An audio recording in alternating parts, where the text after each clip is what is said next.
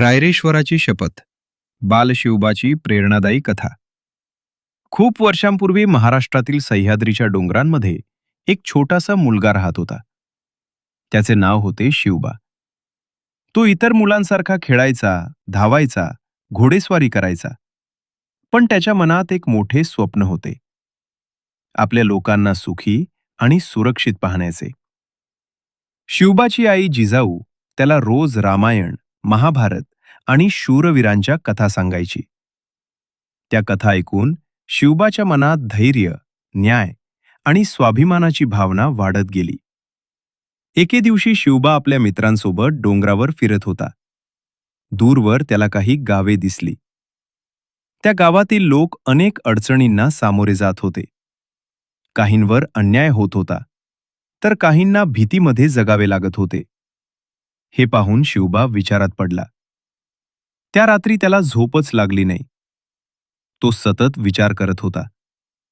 आपल्या लोकांना आनंदानं जगता यावे यासाठी मी काय करू शकतो? काही दिवसांनी शिवबानं आपल्या जवळच्या मावळा मित्रांना बोलावले. मित्रांनो, शिवबा म्हणाला, आपण फक्त स्वतःसाठी जगायचे नाही. आपल्या मातृभूमीसाठी आणि लोकांसाठी काहीतरी मोठे काम करायचे आहे. मित्रांनी विचारले, शिवबा, आम्ही तुझ्यासोबत आहोत, पण काय करायचे? शिवबा हसला आणि म्हणाला, आपण असे राज्य उभारू जिथे सर्वांना न्याय मिळेल, कुणावरही अन्याय होणार नाही आणि लोक आनंदानं जगतील. हे ऐकून सर्व मित्रांच्या डोळ्यात चमक आली. एके सकाळी सर्वजण रायरेश्वराच्या मंदिरात जमले. मंदिराभोवती हिरवेगार डोंगर होते. पक्ष्यांचा किलबिलाट सुरू होता. वातावरण खूप पवित्र होते. शिवबा मंदिरात उभा राहिला आणि म्हणाला, मित्रांनो, आज आपण एक शपथ घेऊया. आपल्या मातृभूमीच्या रक्षणासाठी आणि लोकांच्या सुखासाठी आपण सदैव प्रयत्न करू. सर्व मावळ्यांनी हात जोडले आणि एकाच आवाजात म्हटले, आम्ही तयार आहोत. शिवबानं पुढे हात केला. त्याचे मित्रही पुढे आले. सर्वांनी मिळून स्वराज्य स्थापनेची शपथ घेतली.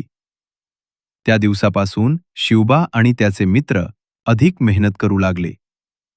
ते घोडेस्वारी शिकले, तलवारबाजीचा सराव केला आणि डोंगर दऱ्यांची माहिती मिळवली. शिवबा नेहमी आपल्या मित्रांना सांगायचा, शक्ती फक्त शस्त्रात नसते. खरी शक्ती चांगल्या विचारात, एकतेत आणि धैर्यात असते. हळूहळू अनेक तरुण शिवबासोबत जोडले गेले. सर्वजण एकमेकांना मदत करत आणि लोकांचे प्रश्न सोडवत. एकदा एका गावात दोन शेतकरी भांडत होते.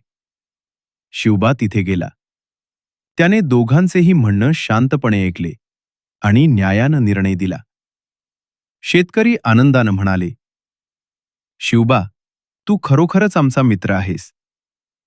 अशा अनेक चांगल्या कामांमुळे लोकांचा शिवबावर विश्वास वाढू लागला. वर्ष सरली. शिवबा मोठा झाला. त्याचे स्वप्नही मोठे होत गेले. पण रायरेश्वराच्या मंदिरात घेतलेली शपथ तो कधीच विसरला नाही. त्याच्या धैर्यामुळे, प्रामाणिकपणामुळे आणि लोकांवरील प्रेमामुळे हजारो लोक त्याच्यासोबत उभे राहिले.